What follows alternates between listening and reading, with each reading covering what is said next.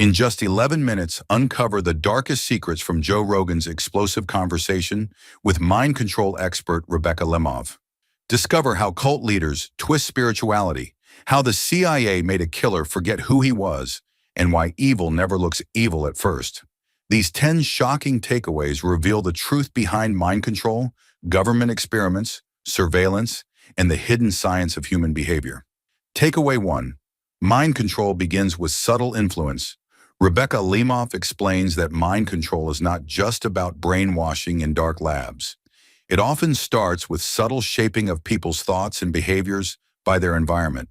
She says our sense of freedom is not as solid as we think, and that many of our opinions and beliefs are picked up unconsciously. For example, she once realized she was saying she hated small dogs, even though she actually liked them. She had just absorbed that idea from somewhere because it fit the identity she was trying to create for herself at the time. This shows how easily we adopt ideas that are not truly our own. Joe Rogan adds that we often double down on opinions we don't even believe, just because we already said them out loud. Lemov connects this to anthropology, saying that if we were born in another culture or time, we would probably be completely different people. This makes the concept of mind control much more relatable and not something only seen in extreme cases. For example, political slogans that people repeat without really thinking are often the result of this kind of everyday influence. Now let's move to the next takeaway. Takeaway 2. Behavioral science aims to canalize people. Lemov talks about how social sciences like psychology and anthropology have long studied ways to canalize or guide people's behavior. This means shaping people so they naturally move in the direction society wants them to go, without being forced. She says this idea came from the behaviorist dream of a controlled, well-functioning society. Universities play a big role in this process, especially when young adults move away from home and start forming new belief systems. Joe Rogan jokes that it is like escaping your parents' cult only to join a new one. The idea is that new environments reprogram people, and schools and other institutions become powerful shaping machines. Lemov compares it to learning a new language, where even the way you speak becomes a form of identity control. For example, corporate training sessions often teach you what words to use and which ones to avoid, subtly turning you into a brand-friendly personality. Now let's move to the next takeaway. Takeaway 3. Meditation reveals layers of mental programming. Rebecca Lemov has meditated for more than 2 decades, sometimes up to 3 hours a day. She explains that deep meditation helps her notice how her thoughts are shaped by outside forces. Meditation acts like a tool to audit your mind and figure out how much of your thinking is actually your own. She describes the practice as learning to see things as they are, which allows her to gain perspective, distance, and clarity. Joe Rogan adds that if you can observe your thoughts honestly, you start to see how much of your belief system is just recycled noise from media or your upbringing.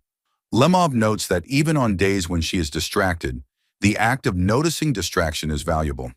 Meditation becomes a form of internal freedom from societal control. For example, someone who meditates regularly might notice that their anger over political news is not their own reaction but a conditioned reflex designed to keep them outraged. Now let's move to the next takeaway. Takeaway 4. Cults exploit our tribal wiring. One of the most engaging parts of the podcast is when they talk about cults. Lemov explains that humans have a deep evolutionary need to belong to tribes. This wiring makes people vulnerable to manipulation because being part of a group feels safe and comforting. She says that even abusive cults can feel amazing at first because they offer a sense of belonging, purpose, and community that many people lack in modern life. Rogan points out that this is why people stay in harmful groups even when the red flags are obvious. They fear being alone more than being exploited. Lemov gives the example of how people rescued from cults still remember the good times and struggle to separate the abuse from the community feeling. For example, people who escaped NXIVM or Scientology often say the hardest part was losing the sense of meaning those groups gave them. Now let's move to the next takeaway. Takeaway 5. Governments used fear to justify mind control. Lemov breaks down how the U.S. government's interest in mind control started with fear. After the Korean War, American soldiers were returning home brainwashed or even choosing to stay in China. The government saw this as a serious national security threat and assumed that communists had discovered a powerful mind control method. This paranoia led to the creation of MK-Ultra, a secret CIA project that tried to understand and reverse engineer brainwashing. They wanted to know if it was possible to reprogram people, not just for defense, but for offense. That means they were interested in turning mind control into a weapon. For example, they imagined using LSD in a city's water supply to disable enemies without firing a shot. We're halfway through the video. Thanks for sticking with us. If you're enjoying it, hit the thumbs up and share it in your WhatsApp groups. If you'd like to support us, please tap the thanks button below. It helps us keep making great content. Drop a comment and don't forget to hit subscribe for more. Now let's continue with the video. Takeaway 6. MK-Ultra was a science experiment gone wild. Joe and Rebecca talk in detail about MK-Ultra and how chaotic it really was. The CIA gave scientists nearly unlimited freedom to test mind control techniques, often with no oversight. Lemov says it was like the Manhattan Project for the mind. But instead of atomic bombs, they were playing with people's brains using drugs, hypnosis, and sensory deprivation. They even paid respected scientists like B.F. Skinner, sometimes without them knowing the money was coming from the CIA. Many of the experiments were unethical and horrifying. At parties, agents would spike each other's drinks with LSD just to observe the effects. Joe says it started to look more like a drug-fueled frat house than a scientific project. For example, a project called Operation Midnight Climax involved prostitutes luring men into rooms where they were secretly dosed with LSD and observed through two-way mirrors. Now let's move to the next takeaway. Takeaway 7. Jolly West blurred the line between doctor and puppet master. A key figure in the MK-Ultra story is Jolly West, a government psychiatrist who worked on everything from hypnotism to using LSD on elephants. Lemov reveals how he was respected by academics, but also involved in some of the darkest experiments. He visited Jack Ruby, the man who killed Lee Harvey Oswald, and Ruby was never mentally stable again.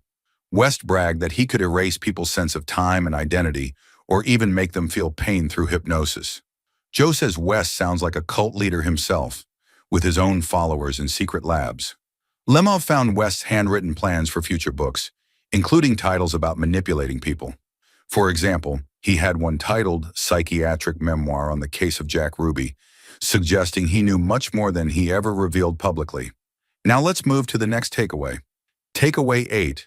The connection between cults and spiritual abuse. Lemov and Rogan explore how cult leaders often use spirituality to manipulate people. They both share personal stories of yoga teachers who acted like gurus, but were secretly sleeping with students. Rogan says these people hide behind spiritual talk, but are actually just narcissists. Lemov agrees, calling it spiritual narcissism, where someone uses meditation or psychedelics to feel superior instead of humble.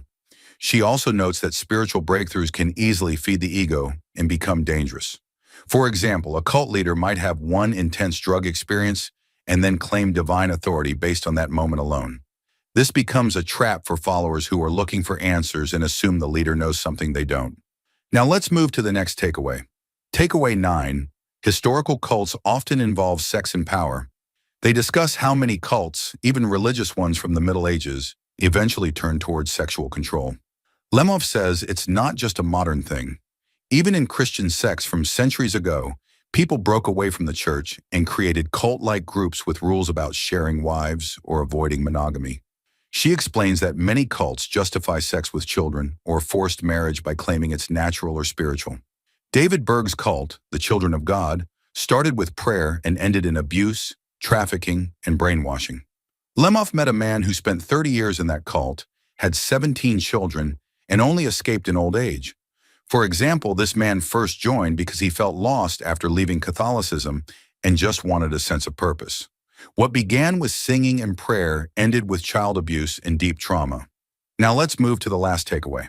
Takeaway 10. Mind control research probably never stopped.